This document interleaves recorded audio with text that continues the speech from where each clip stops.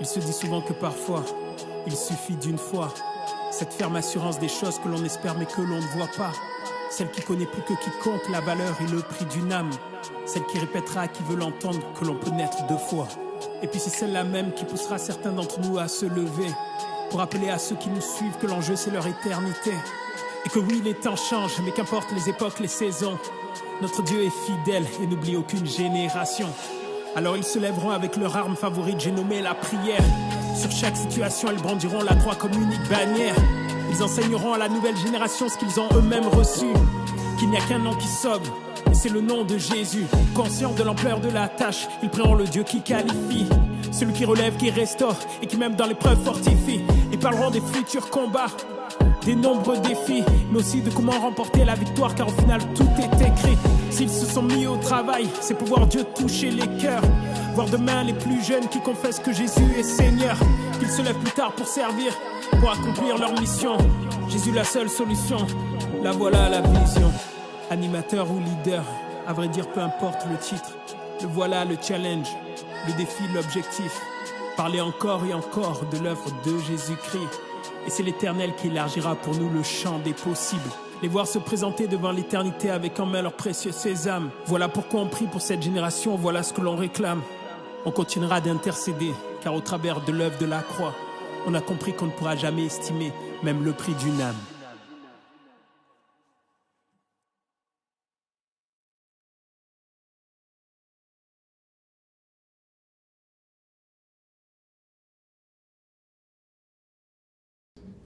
Ça va? J'ai pas besoin de micro. Ah, si, c'est bon. Yes. Vous allez bien? Oui. Oh, c'est tout mignon. Vous êtes en forme? Ouais, vous êtes fatigué, je le sens, je le sens. Yes, en tout cas, je suis extrêmement heureux d'être avec vous. Je me sens privilégié, honoré d'être là, de passer le week-end avec vous. Et vraiment, je me réjouis vraiment de tout ce que Dieu va faire. Amen. Amen. Vraiment, c'est incroyable la grâce que j'ai d'être là, de passer ce temps avec vous. Et j'aimerais vraiment qu'on puisse être cool ensemble, d'accord? Je suis cool, voilà, on est détendu, on est entre nous. Je suis vraiment l'homme le plus chelou du monde, d'accord? Vraiment. Donc c'est cool, mets-toi à l'aise. Je vais faire des fois des trucs bizarres, montrer des vidéos bizarres. C'est cool, d'accord? On se détend. On est entre nous, amen. L'essentiel, c'est que Jésus soit là. C'est vraiment ça l'essentiel. Il y a quelques années, j'ai eu un gros problème, en tout cas ce qui était un gros problème pour moi, célibataire, c'est que mon pommeau de douche était cassé et qu'il fuyait. Ça veut dire qu'à chaque fois que je prenais une douche, c'est toute ma salle de bain qui était arrosée. D'accord? Et j'étais du genre à mettre des priorités au bon endroit, et donc ce n'était pas ma priorité. D'accord? Donc il y avait de l'eau partout à chaque fois, et je prenais des douches comme ça, et puis ça durait. Puis un jour, je vais faire mes courses au Lidl, et tout d'un coup, il y a des pommeaux de douche à vendre. Et je me dis, bah tiens, je vais en prendre un, de toute façon, le mien, il fuit. Et tout d'un coup, je vois le prix. Et comme je vois le prix, je dis, no way! Je ne paye pas ce prix-là pour un foutu pommeau de douche. Ça ne sert pas à grand-chose, un pommeau de douche. Et donc, je suis au milieu du Lidl, et tout d'un coup, je vois le prix, je vois ça. J'ai dit, Dieu, no way, je ne dépense pas autant d'argent pour ça. Je sais de toute façon que toi, tu vas gérer ça. Sans mentir, j'ai fait cette prière-là. Je pars du Lidl, je rentre chez moi. 3 jours après, j'ouvre personne au monde n'était au courant de ça. D'accord? Personne, il n'y a pas un seul humain qui était au courant de ça. 3 jours après, j'ouvre ma boîte aux lettres. Il y a une boîte. Et dans cette boîte, il y a un pommeau de douche tout neuf. Il faut que je m'écarte de ça. J'ai compris la leçon. Il y a un pommeau de douche tout neuf dans une boîte, dans ma boîte aux lettres. Là où aucun humain n'était au courant. Et je dois dire, ce jour-là, j'ai pleuré. J'étais tellement touché de voir à quel point Dieu se souciait de moi. Et ce soir, j'aimerais que nous puissions commencer par prier. J'aimerais vous donner l'opportunité de prier. Et de prier pour tes sujets. J'aimerais que tu lâches prise sur tes sujets. Et peut-être tu dis, moi j'ai pas de problème de pommes de douche, c'est bien plus grave. Imagine, si Dieu se soucie de mon foutu pomme de douche, à combien plus forte raison? Il se soucie de ta famille, de ton travail, de ton église, il se soucie de toi. Et j'aimerais vraiment que nous puissions prier et nous décharger de nos soucis. Moi, ma maman, elle a le Covid, elle est à l'hôpital, elle a plusieurs fractures, elle lutte avec la drogue. Et ça, c'est en ce moment. Donc, j'ai besoin de lâcher prise. J'ai besoin de donner ça à Jésus. Et c'est lui qui gère ça. Pendant que moi, je vous sers vous, je sais que lui, il va prendre soin de ma maman. Amen. Mais on a tous nos sujets. Priez pas pour ma maman, c'est mon sujet. Prie pour tes sujets. Ça marche? On va se lever tous ensemble. Et je sais que vous enseignez ça à vos jeunes, de prier à voix haute, de l'importance et la puissance de prier à voix haute. Donc je suis convaincu que vous allez faire de même. Amen. Amen. Prions ensemble. Oh Dieu, merci. Oh Dieu, merci d'être là. Oh Dieu, merci de te soucier de nous, de te soucier de nos pommes de douche, de te soucier de nos vies et de te soucier de nos familles. Seigneur, merci de ce que je peux te confier, ma maman. Tu es le Dieu qui l'a guéri du Covid, de ses fractures. Tu la libères de la drogue. Au nom de Jésus. À toi, rien n'est impossible. Merci pour mes amis qui galèrent à avoir des enfants. Seigneur, vraiment, je prie, Seigneur Jésus, que tu agis pour eux. Seigneur, alors que je te sers, toi, tu agis, Seigneur, dans mes fardeaux. Seigneur, que tu as mis sur mon cœur. Tu agis infiniment au-delà de ce que je peux demander ou imaginer. Merci, Père. Merci d'être là. Merci parce que tu entends chacune de nos prières, chacune de nos préoccupations. Seigneur, donne-nous de nous décharger sur toi, de nous décharger de nos soucis, afin de pouvoir pleinement t'écouter ce soir. Au nom de Jésus. Au nom de Jésus. Il y a quelqu'un, tu es là et tu as un problème au niveau de ton appartement. Je ne sais pas du tout quel est ce problème. Mais Dieu te dit, je gère. Dieu te dit, je gère. Tu vas rentrer chez toi et tu vas vivre un miracle. Parce que Dieu gère. Parce que Dieu gère. Quelqu'un, tu es là et tu as également un problème avec ta maman. Je ne sais pas là non plus, le Seigneur ne me permet pas de voir quel est ce problème exactement. Et Dieu te dit, relâche. Tu t'inquiètes beaucoup. C'est un problème qui dure et Dieu te dit, relâche. Laisse-moi gérer. Et tu verras que si tu places ta foi en moi, je suis un Dieu merveilleux qui va prendre soin d'elle. Alléluia. Alléluia. Et quelqu'un, tu as un problème au niveau de tes yeux, et le Seigneur te touche, il te guérit. Il te guérit, il te fait du bien. Alléluia. Seigneur, merci d'être là, merci de parler, merci d'agir. Encore une fois, au-delà de ce qu'on peut demander, imaginer, Seigneur, vraiment agis au milieu de nous. À toi, rien n'est impossible. Merci Jésus. Amen. Amen. Gloire à Dieu. On peut prendre place. Gloire à Dieu. Gloire à Dieu.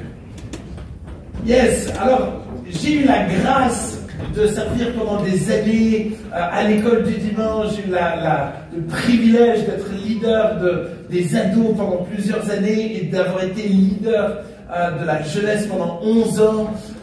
Aujourd'hui, d'être encore baigné, avoir plein de groupes, de maisons, d'ados, de jeunes, vraiment de rencontres. En tout cas, je suis baigné dans la jeunesse, j'aime la jeunesse et j'aimerais vraiment vous partager mon cœur pendant ces 2 jours. Ça sera peut-être pas des prédications hyper structurées, mais j'ai envie de vous partager mon cœur. J'ai envie de vous partager les réflexions parce que je crois qu'il y a de véritables clés, il y a un véritable enjeu pour cette nouvelle génération qui sont là. Et vraiment, j'aimerais vous encourager à saisir peut-être des clés dans les prédications, à les noter, à les garder, parce que je crois vraiment que Dieu veut vous parler, il veut nous parler durant ce week-end. Amen. On va attaquer avec Juge 17, versets 1 à 13. Juge 17, versets 1 à 13. On va lire le texte. Si vous avez vos Bibles, ouvrez-la. Je ne sais pas si ça va s'afficher à l'écran, j'en sais rien du tout. Mais honnêtement, ouvrez vos Bibles, lisez avec moi. Je vais lire plein de versets. Pourquoi? Parce que c'est mieux d'écouter ce que Dieu dit que ce que Thibaut dit.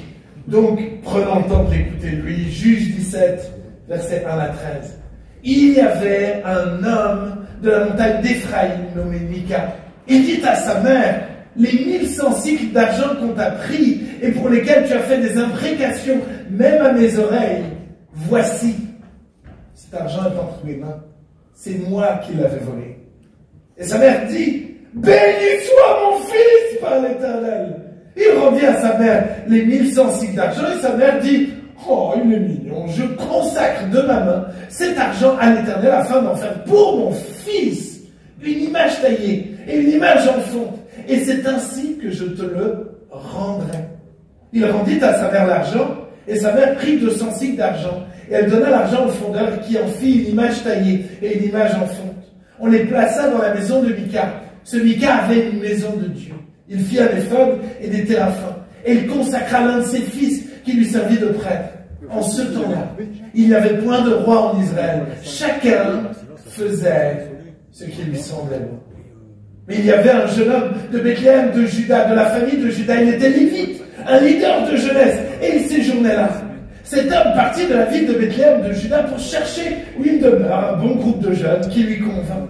En poursuivant son chemin, il arriva dans la montagne d'Éphraïm jusqu'à la maison de Mika. Mika lui dit, d'où viens-tu? Il lui répondit, je suis lévite, un serviteur de l'Éternel de Bethléem de Juda, et je voyage pour chercher un groupe de jeunes qui me conviennent. Une école du dimanche qui me convienne. Mika lui dit, hé, reste avec moi, tu me serviras de père et de prêtre, et je te donnerai 10 cycles d'argent par année, les vêtements dont tu auras besoin et ton entretien. Et le Lévite était intéressé, il entra. Il se décida ainsi à rester avec cet homme, qui regarda le jeune homme comme l'un de ses fils. Mika consacra le Lévite, et ce jeune homme lui servit de prêtre, et demeura dans sa maison. Et Mika dit, maintenant je sais que l'Éternel me fera du bien, puisque j'ai ce Lévite pour prêtre. J'aime ce texte. Je trouve ce texte d'une profondeur impressionnante, et même si ce n'est pas le cœur de tout mon message, mais je nous encourage à méditer ce texte. C'est d'une profondeur et d'une actualité assez impressionnante. La première chose que j'aimerais dire, c'est que Mika, ce jeune homme, c'est un jeune ado, et le nom Mika veut dire « Qui est Dieu ?» Qui est Dieu? Ce jeune a grandi dans un contexte spirituel, un contexte de foi, et il va, dans sa vie, être constamment en train de dire « Qui est Dieu ?» Notre plus grand piège, c'est de croire que ceux qui sont nés dans l'Église sont chrétiens. Il n'y a aucun enfant dans aucune école du dimanche qui est chrétien tant qu'il n'est pas né de nouveau. Il n'y a aucun jeune, aussi gentil soit-il. Il peut être tout mignon, être hyper fidèle au groupe de jeunes. Tant qu'il n'est pas né de nouveau, il n'est pas né de nouveau. Tu peux prendre des là. Tant qu'il n'est pas né de nouveau, il n'est pas né de nouveau. Il peut faire genre, mais il a besoin de vivre une expérience. Et oui, nous sommes dans une saison où les jeunes sont des qui est Dieu. Il y a des Mika partout en France. Il y a des jeunes, et la génération qui vient est une jeune extrêmement ouverte à Dieu. Extrêmement, qui a énormément soif de connaître qui est Dieu. Mais c'est une génération qui cache des choses. Qui cache des choses. Qui vole des choses. Qui cherchent le bonheur, mais qui cherchent le bonheur dans ce qui est caché. Alors ils travaillent à leur apparence. Et nous sommes exposés face à ce comportement-là constamment. Les jeunes sont pétrifiés d'apparence. Aujourd'hui, les jeunes ont du mal à prier à voix. Ils ont du mal à reconnaître leurs fautes. Mais en même temps, on n'est souvent pas des modèles. On fait genre. C'est quand la dernière fois que tu as parlé de tes faiblesses? C'est quand la dernière fois que toi aussi, tu as ouvert ton cœur pour parler de ce que tu vivais? Cette jeune génération vit un enjeu. Le problème, c'est que cette jeune génération a un problème de parents. Et avant de vous donner des conseils en tant que responsable de jeunesse, nous devons être conscients que les premiers responsables de ces jeunes-là, ce sont leurs parents. Le problème, c'est que là aussi, on n'est pas bon par rapport à ça. On fait le ministère de jeunesse, mais on ne se préoccupe jamais des parents. Pourtant, c'est les parents qui sont clés dans l'éducation des enfants. Est-ce que tu pries pour les parents de tes jeunes? Merci pour ce yes. Merci de m'encourager. Honnêtement, j'ai été très mauvais à ce niveau-là. J'ai été très mauvais pendant des années à peu impliquer les parents, à organiser peu de soirées pour les parents, pour qu'ils découvrent ce qu'on faisait avec nos ados, ce qu'on faisait avec nos jeunes. J'ai mis du temps à comprendre ce principe-là. Mais nous devons réellement réapprendre à investir dans les parents. Nous devons aider nos pasteurs, tout ça, et l'Église à se soucier des parents. Parce que les parents auront réellement un impact déterminant dans la vie de la jeune génération. Nous devons prendre soin d'eux. Dans le cas de Mika, sa maman va être trop protectrice. Elle ne va pas corriger Mika. Mika a volé, il a menti. Il doit avoir une correction. Pourtant, elle est là. Oh, il est mignon, il me rend mon argent. Ben, tu sais quoi, je vais te le rendre à mon tour. Et elle va lui faire une idole. Aujourd'hui, tant de parents qui laissent la télé rentrer dans les chambres des ados. Tant de parents qui craquent et qui payent un téléphone aux enfants alors qu'ils sont à l'école maternelle. Et c'est vrai, et j'ai déjà vu les parents comme ça. À l'école maternelle, hello. Donc je ne vous parle pas de la primaire et du collège, et là c'est fini là. Tant de parents qui sont dépassés, tant de parents qui sont devenus tellement permissifs. On laisse ces jeunes ados partir en vacances avec leur chérie et dormir dans la même chambre. Aujourd'hui, on laisse tout faire. Et aujourd'hui, parce qu'on veut la paix à la maison, on n'ose plus se mouiller. Parce qu'on veut la paix. Et trop de parents sont dépassés. Trop de parents ne savent plus comment faire. Et dans ce cas-là, on voit qu'il n'y a pas de papa. Il n'y a pas de père. Où est le père de Mika? On ne sait pas. En tout cas, on voit qu'il cherche un père. On voit qu'il aspire à un père. Et je crois qu'un des rôles de l'Église et un de nos rôles, c'est de soutenir les parents. C'est de prier pour les parents. C'est d'aider l'Église à réellement s'investir pour les parents. Alors oui, il y a les parents trop protecteurs, il y a les parents trop répressifs. Il y a toutes sortes de situations auxquelles nous faisons face. Et nous devons faire attention. Parce que trop de jeunes ont été dégoûtés. Parce qu'ils ont vu leurs parents se comporter d'une certaine manière à l'église et d'une autre manière à la maison. Nous devons prier pour eux. Troisième réflexion, c'est ce Lévite. Ce Lévite, lui, il passe par là et tout d'un coup, il a une opportunité. Ce Lévite, c'est un opportuniste. Lui, il veut réussir, il cherche quelque chose qui lui convienne. Et je pense que là aussi, nous sommes en danger de chercher quelque chose qui nous convienne. On veut une école du dimanche qui nous convienne. Oh, les enfants, ils sont trop bruyants, hein. Cette génération, elle a bien changé, hein. Mais c'est pas à propos de ton confort, hein. C'est pas à propos de toi. Excuse-nous s'il y a trop de décibels, mais l'enjeu, il est chez eux. C'est eux qui doivent apprendre.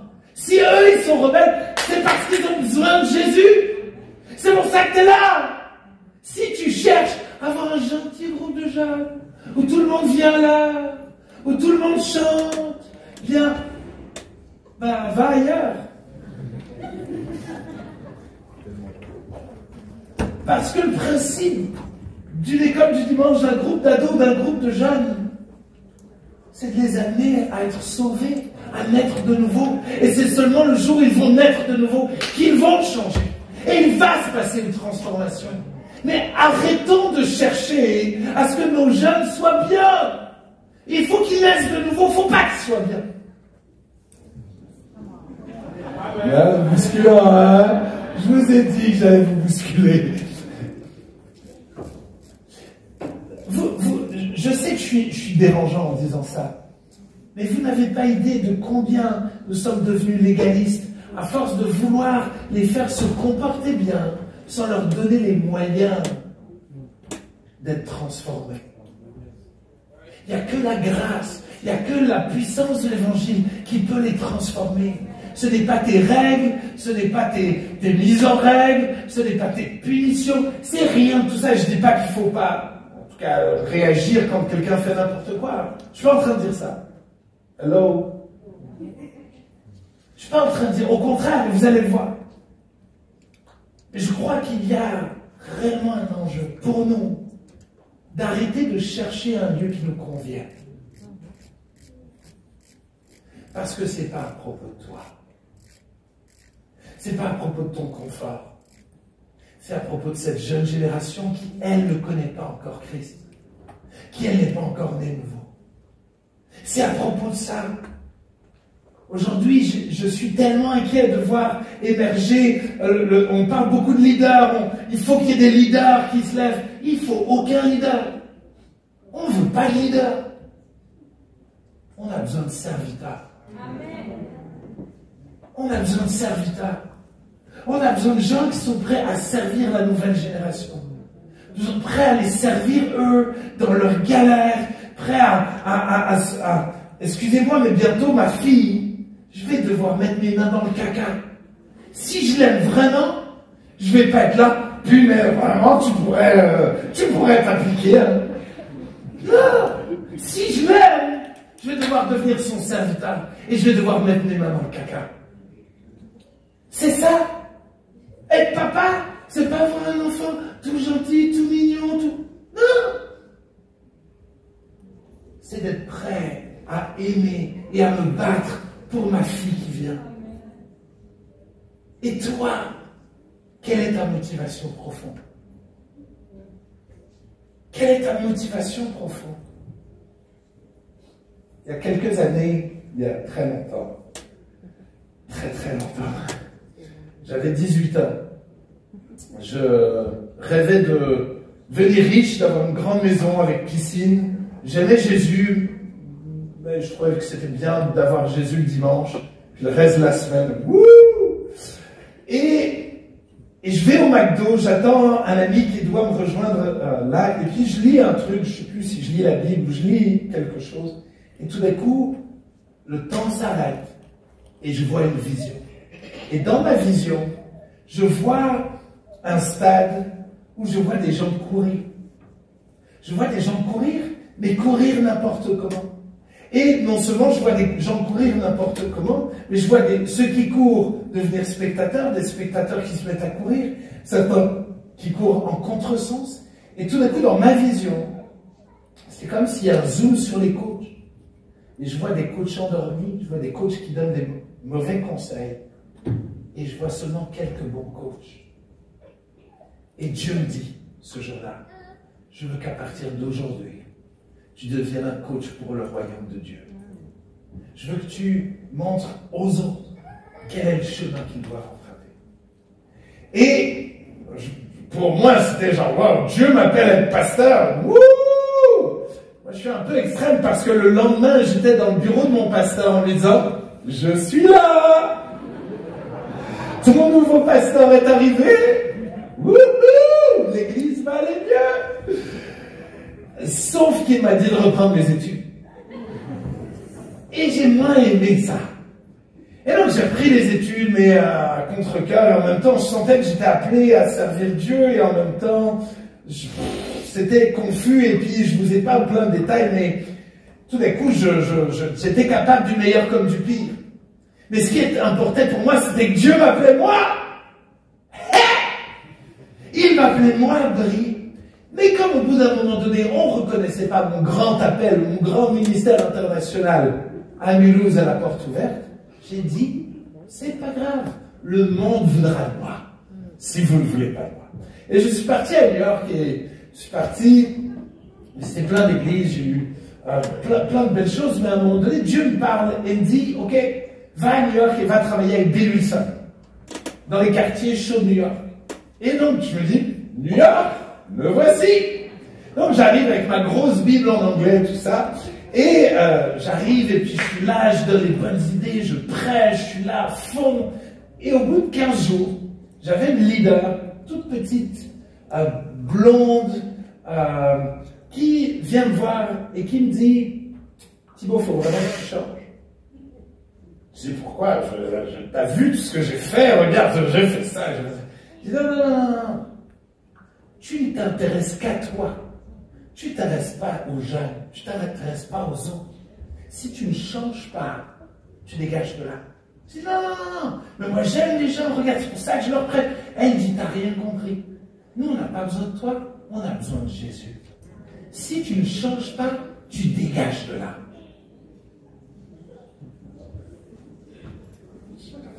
Merci de rigoler. J'étais tellement pas bien. Et au début, tu essaies de défendre, et puis après, elle m'a déposé pour faire des visites au milieu du ghetto. Et elle s'est barrée. Et je suis là au milieu du ghetto. Et je me mets à pleurer comme un gamin. À pleurer. Et dire, Dieu, qu'est-ce que je fais? Et ce jour-là, ça a été certainement un des plus grands moments de ma vie. Dire à Dieu, ok, je décide de me soumettre. Et je veux apprendre à m'intéresser aux autres, à aimer les gens. Et c'était dur, parce que mon orgueil était très présent. Il a diminué, je prie qu'il continue. Et tout d'un coup, j'ai découvert la valeur de ces jeunes-là. Tout d'un coup, j'ai pu aimer ces jeunes-là. Et 10 ans après, 15 ans après, je suis resté 6 mois là-bas. 15 ans après, j'entendais encore des témoignages où des jeunes parlaient de moi, de comment je leur avais enseigné à prier, de comment... Et honnêtement, ça ne serait jamais arrivé si Dieu ne m'avait pas résisté, si Dieu ne m'avait pas parlé ce jour-là au travers de cette leader-là. Et Dieu a changé ma vie. Et il a changé plein d'autres choses, et le temps me manque pour vous raconter tout ce qu'il a changé, mais j'aimerais tellement rester un peu sur ce point-là. Est-ce qu'on aime vraiment ces jeunes? Est-ce qu'on s'intéresse vraiment à eux? Ou est-ce que tout ce qui nous importe, c'est de faire notre truc? Est-ce que tout ce qui nous importe, c'est nos résultats? Dans le texte, il a peur de déplaire, peur de perdre sa place, peur de perdre des jeunes. C'est pour ça qu'il ne va pas reprendre Mika. Ce Lévite va finalement se créer un petit monde de performance où il va être bien vu. Mais vouloir être bien vu, ce n'est pas aimer les jeunes. Si tu aimes vraiment les jeunes, tu es capable de les perdre. Parce qu'ils sont libres. Et parce qu'il vaut mieux leur dire la vérité et qu'ils décident de claquer la porte, comme le fils prodigue. Et que le jour où il reviendra, tes bras sont grands ouverts. Plutôt que de faire genre et d'avoir des trucs hyper funky, hyper stylés. Mais où tout le monde va en enfer. Arrêtons de vouloir être aimés. On aime à être aimé. On aime sa position. On aime ses avantages. Nous devons apprendre à mourir à nous-mêmes. À l'exemple de notre Sauveur, qui a donné sa vie pour sauver l'humanité. Jusqu'où es-tu prêt à aimer cette jeune génération? Alors, ma deuxième partie, j'ai aucune idée de combien de temps il me reste, parce que comme le timing n'était pas bon, si quelqu'un veut me donner un timing, vous pouvez, si vous ne voulez pas. Sur l'écran? Sur l'écran. J'ai pas compris. Non, en bas. Regarde, à droite. Ok. Ah mais c'est vraiment une arnaque. Pardon. J'aurais pas dû demander le timing. Je me suis arnaqué. Ma deuxième partie, c'est ce que je vais appeler l'effet Mardoché. L'effet Mardoché. Je crois qu'il y a un homme qui, lui, va faire la différence. C'est Mardoché. Et lui va être un bon exemple. Un bon exemple de comment aimer et m'intéresser à la nouvelle génération. Esther 2, versets 5 à 7. Esther 2, versets 5 à 7. Il est écrit, il y avait dans Suse, la capitale, un juif nommé Mardoché, fils de Jaïr, fils de Chibet, fils de Kis, homme de Benjamin, qui avait été emmené de Jérusalem parmi les captifs déportés avec Jéconia, roi de Juda, par Nebuchadnezzar, roi de Babylone. Il élevait, écoutez bien, Hadassa, qui est Esther, fille de son oncle, car elle n'avait ni père ni mère. La jeune fille était belle de taille et belle de figure. À la mort de son père et de sa mère, Mardoché l'avait adoptée pour fille. Mardoché va adopter sa cousine. Hello? Mardoché va adopter sa cousine. Pourtant, Mardoché, qui veut dire contrition, brisement, c'est quelqu'un qui a lui-même connu un temps de souffrance, lui-même est exporté, lui-même dans toutes sortes de galères, il est jeune également. Mais pourtant, dans ces galères, il ne va pas regarder à ces galères, mais il va prendre le temps d'adopter sa cousine. Oui, tu as tes galères. Oui, tu n'es pas parfait. Mais j'aimerais t'encourager à adopter cette jeune génération. À l'adopter. Et l'adopter, ce n'est pas gratuit. Demande à tous ceux qui ont adopté. Si tu vas adopter quelqu'un, il va falloir payer le prix. En argent, en temps, il va falloir payer le prix. Il y a un prix à payer à l'adoption. Il y a un investissement à te donner pour que cette jeune génération puisse être adoptée. Souviens de... Si tu peux mettre la photo numéro 5. La photo numéro 5 à l'écran. Souviens une de mes connexions. C'est un groupe de maison avec des ados. J'avais 12 ados. Alors sur la photo, ils sont moins nombreux. Mais 12 ados qui commençaient à plus venir à l'église, commençaient à fumer de l'herbe, à boire de l'alcool. Puis l'église les intéressait de moins en moins. Alors j'ai décidé de les adopter. Vous savez comment? Par une opération raclette. Alléluia. Opération raclette. Opération crêpe party. Opération tout ce que tu veux, McDo, Burger King, toutes sortes d'opérations. En me disant, il faut que je les adopte. Il faut que je les aime, ces gars-là. Il ne faut pas que je leur prêche. Il ne faut pas que je leur casse les pieds. Il faut que je les aime. Donc j'ai commencé à les adopter. Et tous les 15 jours, je venais à la maison, grosse chouille, la grosse fiesta, de la musique, tout ça. Entre-temps, les gars allaient fumer de l'herbe, certains venaient complètement bourrés, mais je les ai aimés. Puis, au bout d'un moment donné, j'ai décidé qu'avant chaque repas, j'allais prier. Puis, au bout d'un moment donné, je me suis dit, hé les amis, j'ai lu un texte dans la Bible, ça m'intéresserait de savoir ce que vous en pensez. Et petit à petit, j'ai commencé à semer des choses. Pendant 8 ans, j'ai galéré. David, j'ai créé, je sais pas, plus de 50 groupes de maison. En général, je crée un groupe de maison. Je reste 1 an et demi. Je forme un leader. Je passe le relais. Pendant 8 ans, ils m'ont fait galérer. 8 ans, ils m'ont fait tous les sales coups du monde. Ils me laissaient ma maison en vrac. Je veux dire, ils venaient bourrer, des insultes. Il y avait tout ce que tu veux. Et j'ai décidé que je ne les lâcherai jamais. Et aujourd'hui, la photo ne veut pas s'afficher, c'est pas grave, pas de problème. Aujourd'hui, ils sont tous convertis, sauvés, libérés de la drogue, de l'alcool. Petit à petit, pas grâce à moi. Je dis pas ça en disant, ouh, je suis un super. Et parce que la grâce de Dieu a su m'aider à être patient, à les aimer suffisamment. Parce que la grâce de Dieu m'a donné son cœur pour cette génération. Alors j'ai réussi. Alors j'ai réussi, dans sa grâce, à les mener à Christ. Et aujourd'hui, à leur tour, ils touchent des gens. À leur tour, ils gagnent des gens. Mais il a fallu payer le prix. Il y a un prix à payer. Quel est le prix que tu payes? Demain, on va parler de comment créer des réunions de jeunesse. Demain, on va parler de ça. Mais les réunions de jeunesse, c'est la cerise sur le gâteau.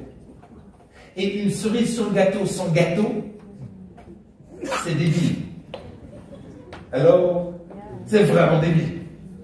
Donc, le plus important, ce n'est pas ta réunion de jeunesse, c'est tout le reste. C'est les temps où tu vas aimer les gens. C'est les temps où tu vas t'intéresser à eux. C'est les temps où tu vas aller voir leur match de foot. C'est les temps où tu vas les appeler, leur envoyer un texto, les inviter à manger. Hello?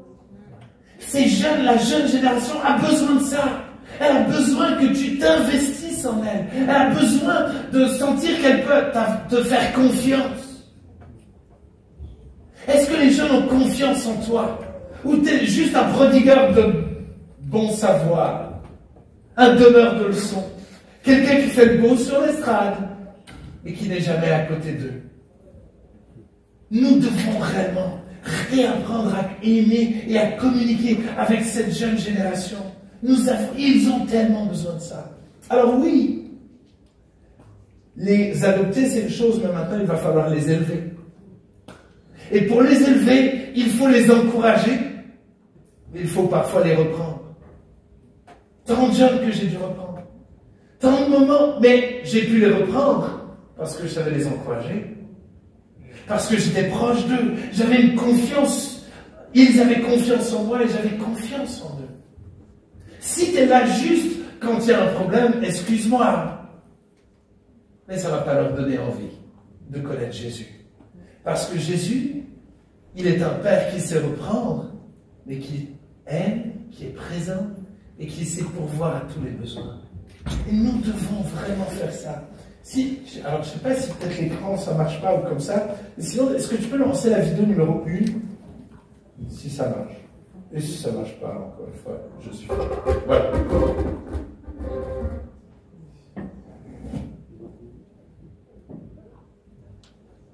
Ça bug. Si ça bug, c'est pas grave. Flex. La petite vidéo que je vais vous montrer, c'est une vidéo où on voit des mamans, des coachs, des gens s'investir dans un enfant, leur apprendre à marcher. Et ils vont tomber régulièrement. Constamment, ils vont tomber. Mais ils vont constamment les relever.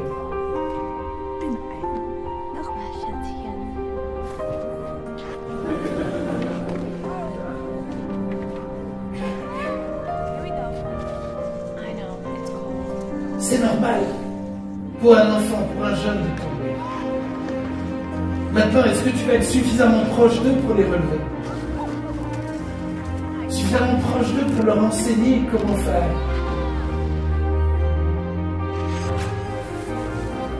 Pour les guérir,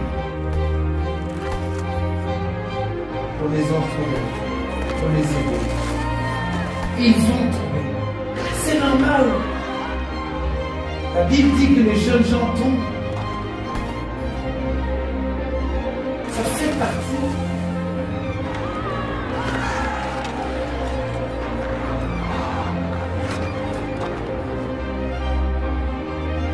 Est-ce que tu vas faire partie des juges qui jugent la performance? Est-ce que tu seras là pour soutenir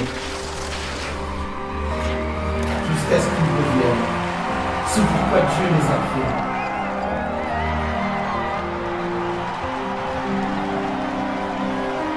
Est-ce que tu vas les accompagner et investir en eux pour qu'ils passent de Hadassah à Esther? On peut se retrouver dans ce livre.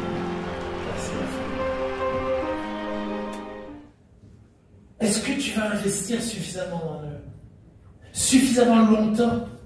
Parce que là aussi, j'ai l'impression qu'on fait notre job. Aujourd'hui, je ne suis plus le pasteur de la jeunesse.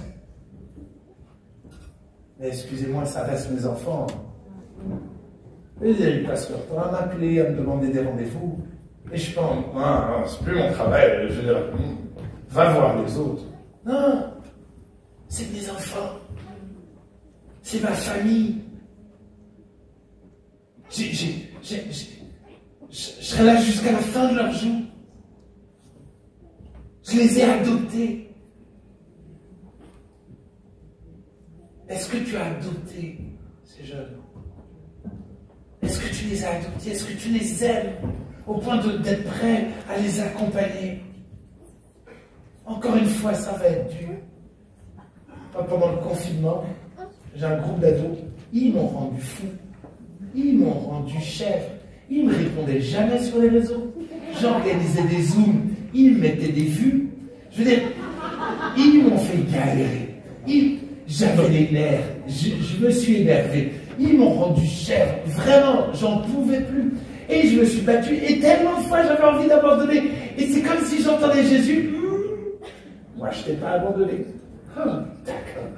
Et je me suis battu, j'ai bataillé. Et j'aimerais te lire la carte que j'ai reçue d'une de ces jeunes-là lors de mon anniversaire.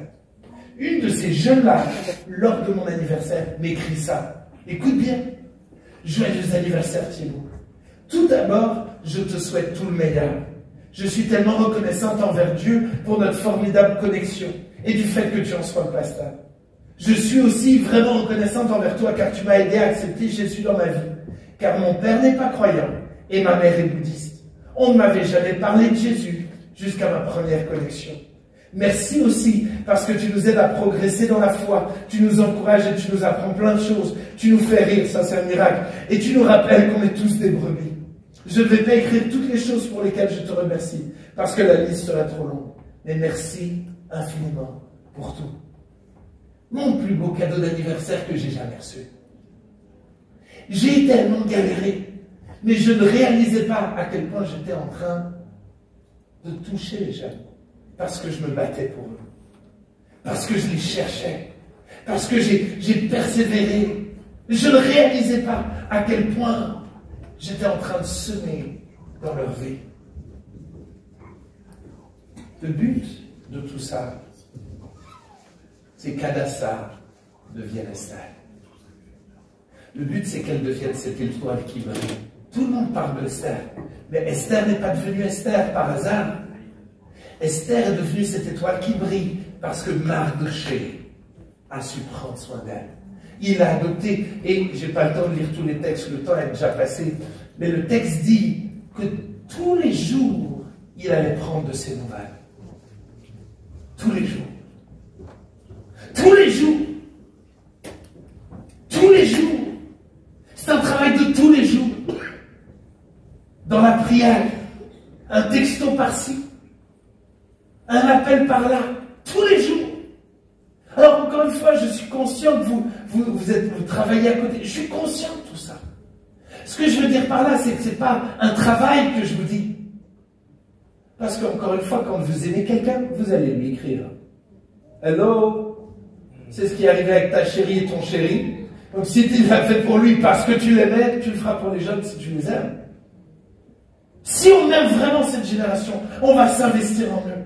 Mais non seulement on va s'investir en eux, mais tout d'un coup ils vont briller. Et ils vont devenir meilleurs que nous. C'est ça le but. Tellement touché de... Je ne sais pas pourquoi, mais Dieu m'a fait la grâce d'amener plein de jeunes gens à devenir des leaders de louange. Je ne sais pas chanter. Vraiment, genre, no way. Je ne suis pas musicien. Mais en même temps, je les ai lancés. J'ai cru en eux. Je les ai accompagnés. Et moi, je me souviens de Sephora, elle était derrière son piano, elle commence à jouer. Elle devait faire chanter, tu vois. Il n'y a aucun son qui sortait de sa bouche. Alors, je me suis mis à côté d'elle et j'ai chanté avec elle. Et je l'ai encouragée. Et on a galéré ensemble, on a pleuré ensemble. Et aujourd'hui, elle fait la louange tranquillement. Mais parce qu'à un moment donné, j'ai décidé de mettre à côté d'eux, de croire en eux, de les encourager, de les mener plus loin. Et ils sont devenus finalement des gens qui brillent. Je termine. J'ai pas le temps de lire tout ça. Je termine avec 2 pensées. 3 pensées. Au bout de la 2e et demie, l'équipe de louange, vous pouvez venir. Première pensée, c'est qu'à un moment donné, Esther elle va entendre, voilà, tout le peuple est menacé d'être tué. Et Esther, elle est au palais du roi. Elle ne risque rien. Et donc, tout d'un coup, elle apprend tout ça, et elle est en mode, wow. Mardochée lui dit, t'as intérêt d'aller voir le roi. T'as intérêt de te bouger les fesses. Et tu sais ce qu'elle va répondre? C'est trop dangereux. Moi, je fais pas ça. Et Mardochée va lui dire, wow. Fais pas ta maline. Parce que si tu ne te bouges pas, Dieu va nous délivrer. Mais toi, tu vas avoir des problèmes. Toi, tu vas avoir des problèmes. C'est pour un temps comme celui-là que Dieu t'a placé là. Esther 4, vous lirez ça à la maison. Et tout d'un coup, Esther va prendre conscience de l'enjeu. Elle va organiser un temps de jeûne. Et vous connaissez la fin de l'histoire. Qu'est-ce que je veux dire par ce point-là? Nous sommes face, écoutez bien, à une jeune génération qui est spéciale. Une jeune génération où il y a une onction particulière. Ils vont briller plus que nous. Il y a une grâce particulière dans les générations qui sont en train de venir. Au niveau de l'onction, de la vie de l'esprit, c'est ce que j'appelle la génération Samson. Ils ont des forces incroyables, mais ils ont des fragilités incroyables. Et Esther avait une fragilité incroyable. Et je crois que nous devons être là pour les encourager, pour les libérer, pour croire en eux, pour leur donner des responsabilités, pour leur donner de la place, pour apprendre, pour faire des choses. Mais nous devons veiller. Nous devons veiller parce que cette jeune génération est extrêmement fragile, et nous devons prêter attention. T'es interloqué d'entendre Messi. Je ne sais pas si vous connaissez Messi, mais j'aime le football et j'aime Lionel Messi, le meilleur joueur du monde, et il n'y a aucune discussion possible. Voilà. Si quelqu'un n'est pas d'accord, vous irez à l'appel à la fin et on priera pour vous. Lionel Messi, meilleur joueur de tous les temps. Tout d'un coup, quand tu lis son histoire, dans ses premières années, il était toujours malade. Il était toujours malade, il vomissait tout le temps, il se blessait souvent. Et tout d'un coup, Pep Guardiola est arrivé. Et Pep Guardiola, tu sais ce qu'il a découvert? Que Lionel Messi mangeait mal. Il mangeait n'importe quoi. Et c'est pour cela qu'il était toujours malade et qu'il vomissait tout le temps. Qu'est-ce qu'il a fait? Il l'a mis à la diète. Il a commencé à lui mettre des règles strictes. Et Lionel Messi est devenu le meilleur joueur de l'univers de tous les temps. Point. Parce qu'il s'est soucié de Lionel Messi. Parce qu'il était suffisamment proche. Il est rentré dans son monde. Alors il a pu corriger là où il était en danger. Et le résultat, vous le connaissez. Parce que Mardochée a su être sévère, il a su challenger. Alors tout d'un coup, la jeune génération est rentrée. Et Esther est rentrée dans sa destinée. Et de la même manière, je crois que nous devons réapprendre à dire les choses aux gens. Ça, c'était mon premier point. L'équipe de louange peut venir. Mon deuxième point, avant de conclure, mon deuxième point, c'est Mardochée était un modèle, un exemple, un homme qui n'a pas fait de compromis. Un homme qui n'a pas fait de compromis. Et je n'avais pas forcément prévu de parler de ça, mais je sens dans mon cœur qu'il y a une vraie dimension à ce niveau-là aussi. Mardochée est resté un modèle. Il est resté ferme. Il ne s'est pas agenouillé devant qui que ce soit parce qu'il a décidé de rester intègre. Et parce qu'il est resté intègre, il est devenu un exemple et un modèle à suivre pour Esther. Et toi, où en es-tu dans ton exemplarité? Ma question, c'est est-ce qu'on en veut vraiment d'eux comme toi? Est-ce qu'on en veut d'eux comme toi? Est-ce qu'on veut que ces jeunes t'imitent toi et deviennent comme toi? Ou est-ce que peut-être que toi aussi, tu as besoin de dire, wow, Dieu, j'ai moi aussi besoin d'un coach. Moi aussi, j'ai besoin de donner accès à ma vie. Moi aussi, j'ai besoin d'accepter qu'on me dise mes quatre vérités. Esther a accepté qu'on lui dise ses quatre vérités. Et toi, comment tu prends les choses quand ton pasteur te dit quelque chose? Est-ce que tu as des gens autour de toi qui ont un droit sur ta vie?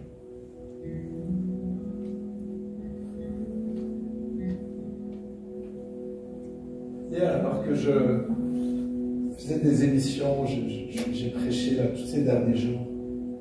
Hier après-midi, je faisais des émissions, on s'y retrouve, et pendant l'émission, tout d'un coup, c'est comme si Dieu me disait, mais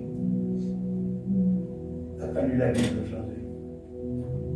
Tu prêches, tu parles de moi, mais tu te soucies plus de moi. C'était hier.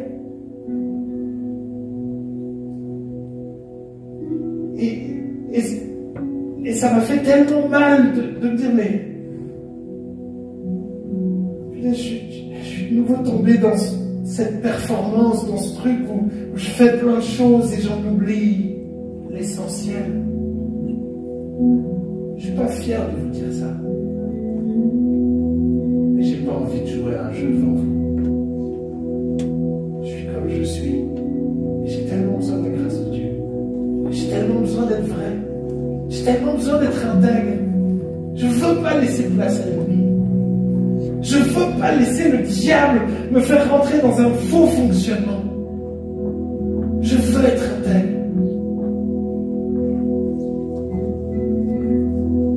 Mais être intègre, ça commence par dire, je reconnais mes fautes.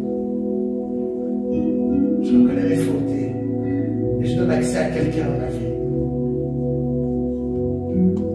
J'aimerais qu'on ferme nos yeux. On ne peut pas faire le dernier.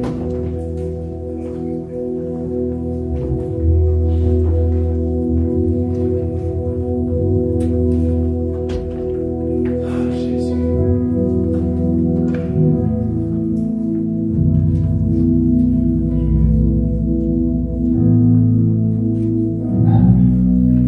Alors que l'équipe de louange va jouer très tranquillement, j'aimerais qu'on puisse prendre quelques instants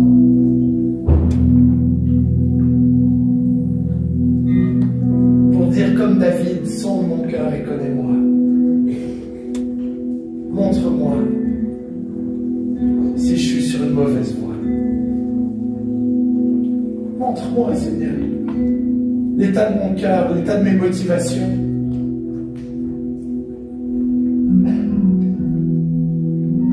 Montre-moi où j'en suis avec mon orgueil. Montre-moi où j'en suis avec mes motivations, mon égoïsme.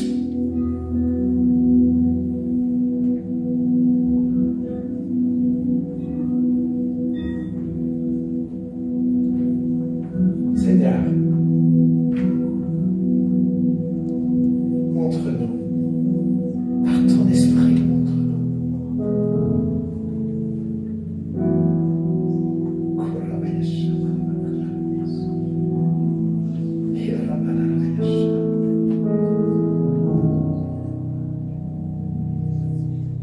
Seigneur, pardon.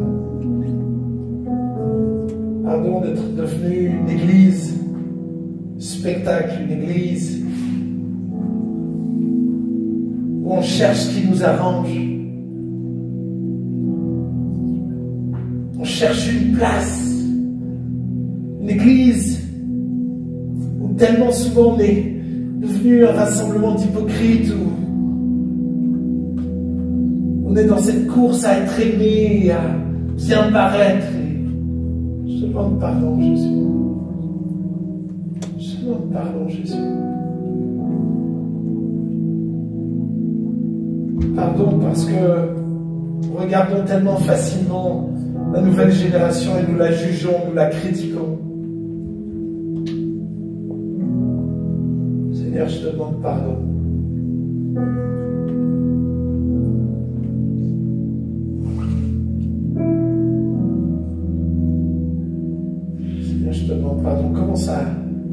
Commence à ouvrir ton cœur. Commence à parler à Jésus.